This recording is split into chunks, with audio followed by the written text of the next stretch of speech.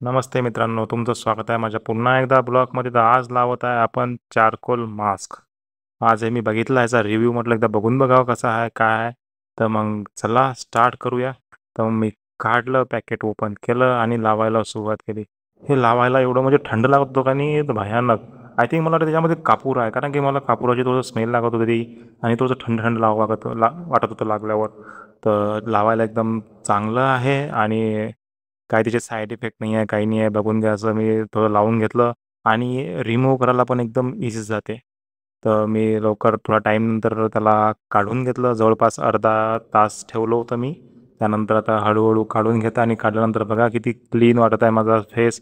काही एवढं डाग वगैरे आणि सर्व जे ब्लॅक स्पॉट आणि व्हाईट स्पॉट सर्व निघून गेले आहेत. त्यानंतर आम्ही संध्याकाळी निघालेलो आहे पाणीपुरी खायला. बघा आमच्या गावचा रस्ता एवढा खराब आहे, तरी आम्ही पाणीपुरी खायला जातोच तो रोज.